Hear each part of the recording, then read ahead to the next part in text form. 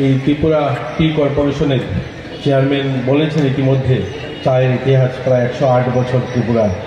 কিন্তু এখানে যারা সামনে আছে আমরা কখনো ভাবি এই 108 বছরে এই চা শ্রমিক যারা, তাদের পরিবার থেকে কজন স্বাবলম্বী বা কজন নিজের পায়ে দাঁড়িয়েছে বা কজন ত্রিপুরার যে বিভিন্ন সরকারি দপ্তরে আছে। দেখুন, চা এরকম একটা ইন্ডাস্ট্রি, যারা এক্সপার্টরা রয়েছেন তারা জানেন যে টেকনোলজি এবং মেশিনের দ্বারা ভালো চা উৎপন্ন সম্ভব নয়। ত্রিপুরাতে 54টা চা বাগান রয়েছে। এই চা বাগানগুলো ছোট বড় মিলিয়ে এই চাটাকে ভালো করতে গেলে প্রথমত যে কাজটা হবে সেটা হলো চা শ্রমিক যারা আছে তারা তাদেরকে বাগানে রাখতে হবে। দীর্ঘ বছর স্বাধীনতার প্রায় 78 বছরে এসে দাঁড়াতে চলছি আমরা যদি দেখি ত্রিপুরার যে পূর্ণ রাজ্যে 50 বছর পার করেছি, এই 50 বছর পরেও ত্রিপুরার আমরা ওই চা বাগানে যারা থাকে শ্রমিক যারা, তাদের জীবনমান উন্নয়ন হোক সেটা নিয়ে কোনো পরিকল্পনা গ্রহণ করিনি। এই সরকারটা আসার পর 2018 সাল আসার পর চা শ্রমিক প্রকল্প শুরু হয় এবং তাদেরকে জমি দেওয়া শুরু হয়েছে।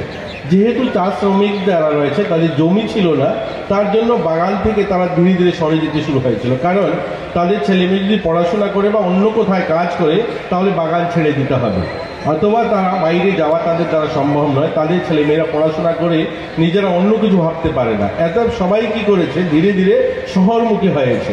তার জন্য বাগানগুলোতে শ্রমিক শূন্য হয়ে পড়েছে। শ্রমিক শূন্য হওয়ার কারণে সেই বাগানের চা পাতা, যে ভালো কোয়ালিটি চা পাতা আমরা আশা করি, সেটার থেকে আমরা বঞ্চিত হচ্ছি।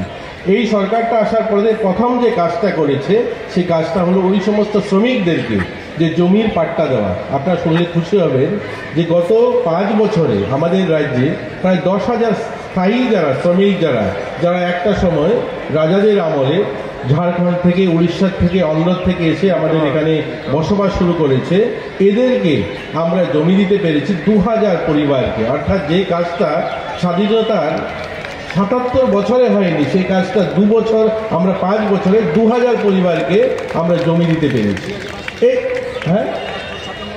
তো 2897 তিনি বলছেন একদম আপডেট যতজনকে দাস। এই এতটা পরিবারকে জমি দেওয়ার ফলে কি হয়েছে, তাদের পরিবারকে শৌচালয় দেওয়া, তাদেরকে রেশন কার্ড করে দেওয়া।